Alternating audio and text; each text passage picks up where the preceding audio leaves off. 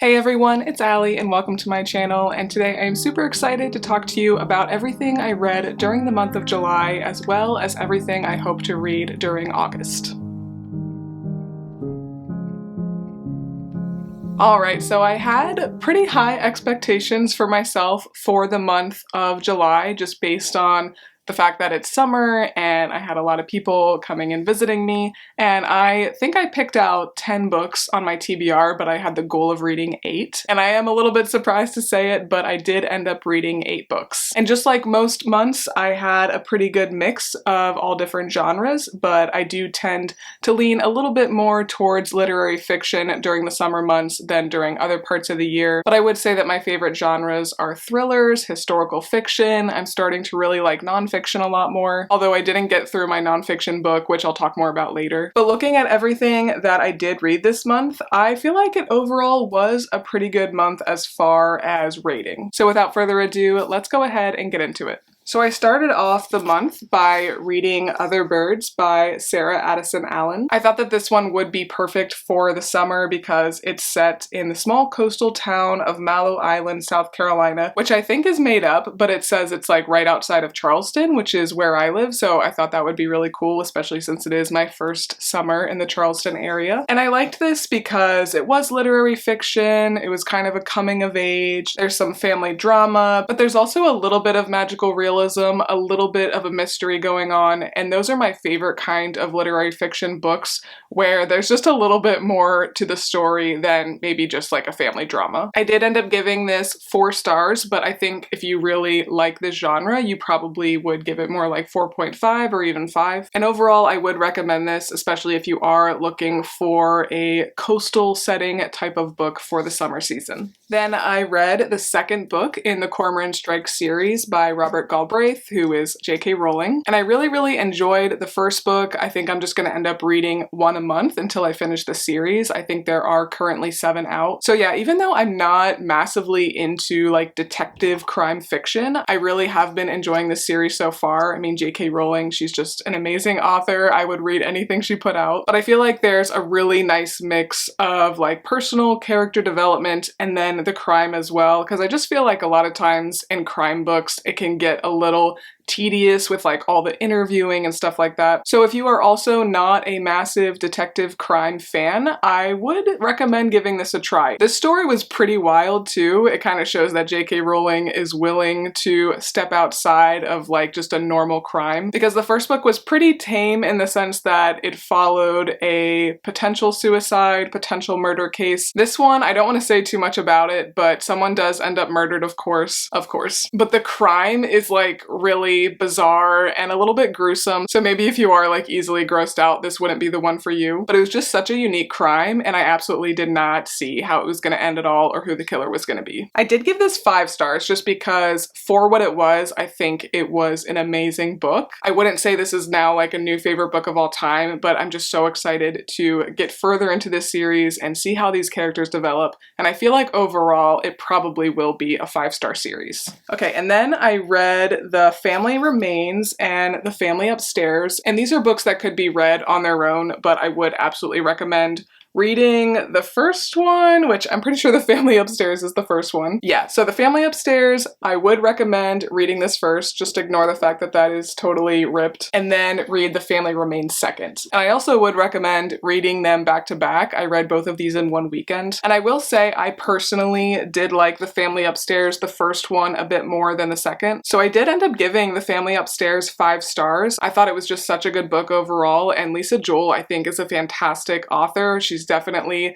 tippy top of my list in the thriller genre. So even though a lot of the characters, of course, were the same in both of these books, this one kind of picks up very soon after this one ends. The general themes, like the type of book, were pretty different. Like this one follows a cultish family, which I just thought was really interesting. And I liked following the development of this family, like getting more and more into a cult. So that was the vibe there. And then the second one was more like kind of stalker behavior. It reminded me a little bit of you. Not you personally, but there is actually a show. I've only seen the show. Very, very good. It's like a stalker thriller type show, but that is based off of a book, which I do have and I haven't read it yet. But this kind of gave that vibe, so if you like that story, then you probably will like this. But the thing that kind of knocked this down a little bit for me was just the fact that I wasn't as interested in this book as I was in the first story. And there also is a pretty large theme of domestic violence. So just a trigger warning there. I kind of found it a little bit hard to read at times. So just know that that is present in this book. It's not the whole book or anything, but just know that that is in this story. And I ended up giving this one 4 stars. But I'm super glad I read it. And again, I would recommend, of course, reading the first one first, even though this technically can be a standalone novel, and I would read them back to back.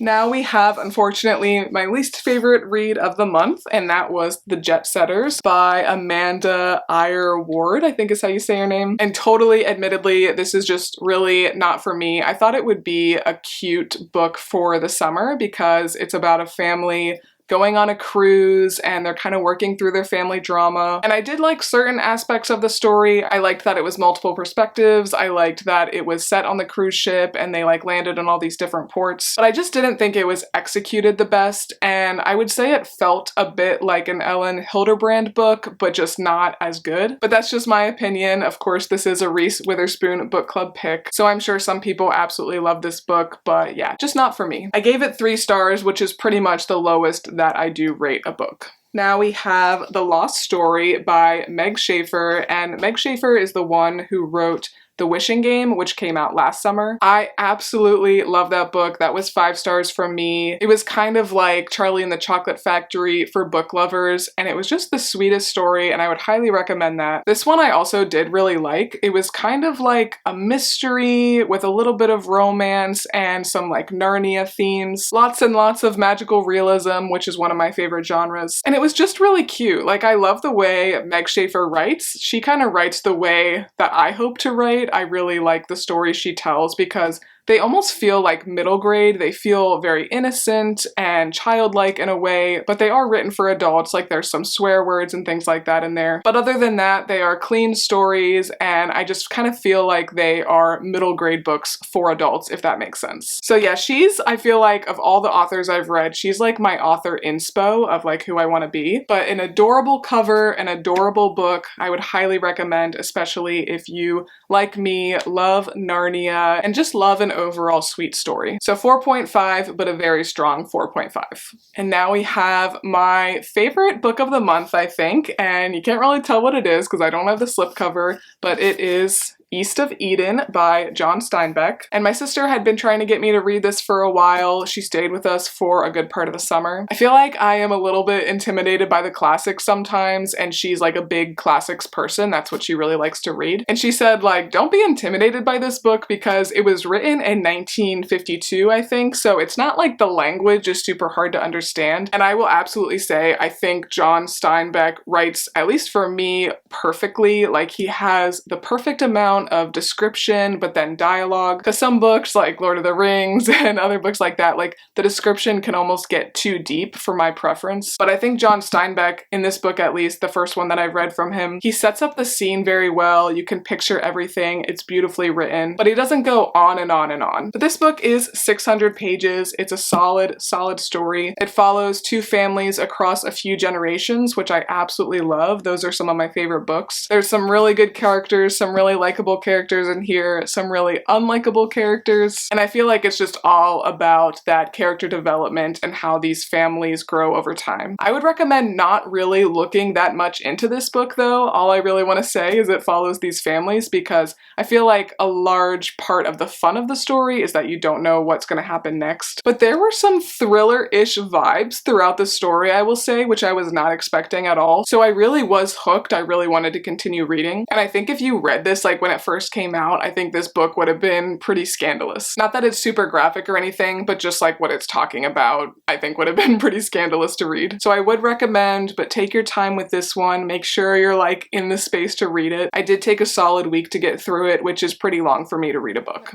And then we have the 8th book, which is 19 Steps by Miss Millie Bobby Brown, the actress. And actually, as of me recording this clip, I haven't finished it quite yet because I am going out of town, so I had to record this a little bit earlier than I wanted to. But this is a historical fiction novel set during World War II in London. And I guess this was inspired by Millie Bobby Brown's family members. I'm not sure exactly how close it is tied to her family. There's like a big event that happens that I don't want to talk about. I don't want to spoil it. I'm assuming someone in her family was a part of this event, but I don't know if any of the other characters are like very closely tied to her family or if those are all just made up. But I kind of came into this with a little bit of low expectations just because I feel like sometimes actors or actresses or like somebody else that's already famous, they write a book and I don't know, maybe it's just me because I want to be an author. You kind of get a little bit of bitterness that's like, oh, they just got published because they're already famous. And sometimes that is the truth, but sometimes people can write really well. And I am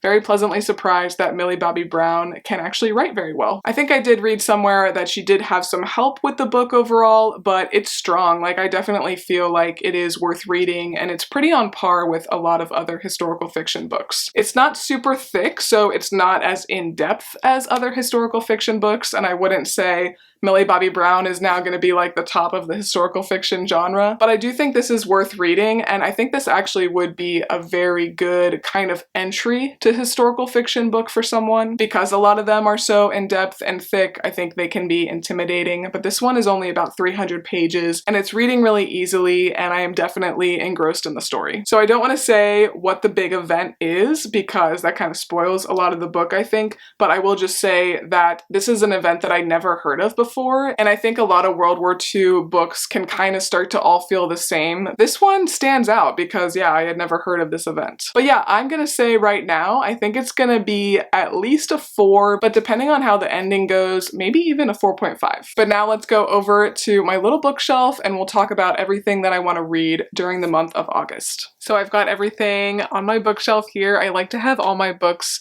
that I want to read in a month just right in the same spot, so I know what I've read, I know what I still want to get to. And actually most of these books are from my summer TBR, so I'm not going to go on about all of them, but I do still need to finish Dead Wake by Erik Larson, and this is a nonfiction book about the crossing of the Lusitania, and there's like some romance in there, some murders in there, and Erik Larson is a dang good author, and I would highly recommend picking him up if you haven't yet. So yeah, you'll be hearing about this one for sure during my August review. I also do have another nonfiction book that I want to get to, and this is a pretty thin one, so I think I will be able to read it. This is The Churchill Sisters, and it's following the daughters of Winston Churchill, and I think I'm gonna absolutely love this book. I love following families, and I think just following each different girl, each different daughter will be super interesting because of course they'll have their own stories, they'll have their own individual personalities. And I know a little bit about Winston Churchill, just kind of what you learn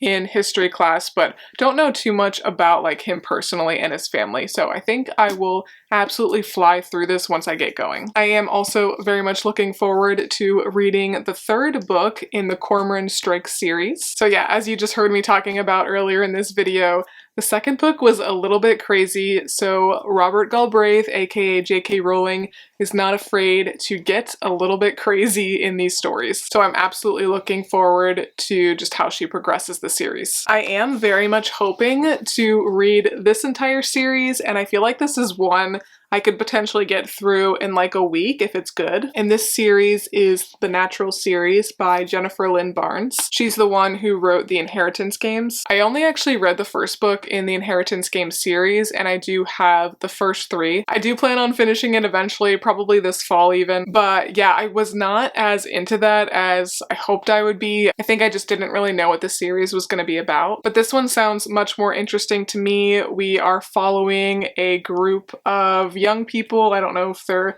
like high school age or like right around there, and they each have their own abilities, and I feel like that's going to be so fun. I think it's kind of like an academic setting, so I am quite sure that I will end up liking this series more than the Inheritance Games, and yeah, if I am loving the first one, then I can just dive right into the others. And I got all of these books on Book Outlet for just like $5 each, so that's why I did go ahead and just buy them all. I wouldn't necessarily recommend that, but I figured worst case scenario, I hate the first book, which I don't think is going to happen. I can just go ahead and like sell them all on Pango Books. Then for literary fiction, I do have The Island of Missing Trees. This is a Reese Witherspoon book club pick, and I used to think I liked pretty much all of her picks, and now I feel like she's kind of just slapping the label on pretty much anything, so I don't know. But I do think I'm gonna enjoy this one. It is kind of literary fiction, but there's also magical realism elements. It says it's a moving, beautifully written, and delicately constructed story of love, division, transcendence, history, and eco-consciousness. And I just absolutely love this cover. I feel like it is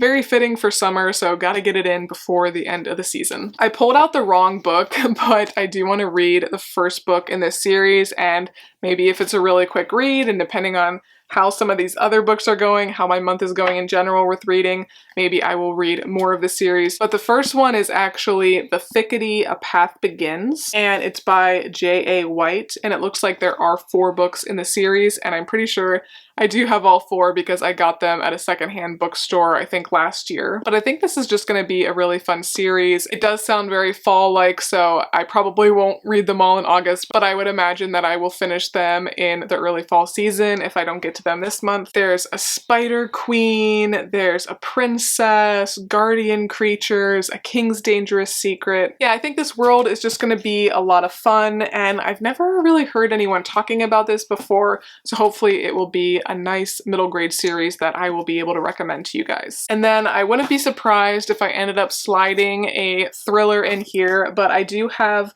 a more humorous mystery, and that is Finley Donovan is Killing It, and this is the first book in that series. I've actually heard pretty mixed opinions about this book and this series in general. I've heard some people just say it's like overall overhyped, not that good, and then other people say like the wittiness and the characters are what make it. And that's kind of how I feel actually about the Thursday Murder Club series. Like, I don't actually think the mysteries themselves are that crazy, but I just like the writing and I like the humor of the characters in the book. So that's kind of what I'm expecting with this one. It says that it's fast-paced, deliciously witty, and wholeheartedly authentic in depicting the frustrations and triumphs of motherhood. Because the main character, I guess, is like a single mother, just your average single mother, and people think that she is a contract killer. So I'm looking forward to this one, and I'll let you guys know what I think. I have cautiously high expectations, but I love that it matches my sweatshirt. And then lastly, I don't actually know if this is considered literary fiction or historical fiction,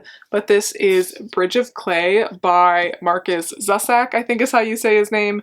And he is the author of The Book Thief, which is one of my favorite books of all time. And I won't blab on because I talked about this more in my summer TBR, but I did actually start this book a long time ago. I think I got about halfway through, but I started it when it first came out in 2018. So yeah, I really don't remember much that goes on in this book. And I think I just started reading it at a time in my life where I just didn't really have time to dive into it. So this is going to be my thick one of the month. It's a little over 500 pages, but I really want to get to this. I've been looking at it on my shelf for quite a long time, and yeah, as I said, The Book Thief is easily one of my favorites. I think he is a fantastic author, and he hasn't really written that much. But alright you guys, I hope you enjoyed this video. Let me know if you read any of the books that I read this month, or if you've read any of the ones that are on my TBR. Let me know which should be highest on my priority list. I'm looking forward to closing out summer with some bangers, and do let me know what is on your list for August. But if you like this video, please make sure to give me a big thumbs up and subscribe. It really does help my channel out a lot. Thanks again for watching, and I will see you next time. Bye!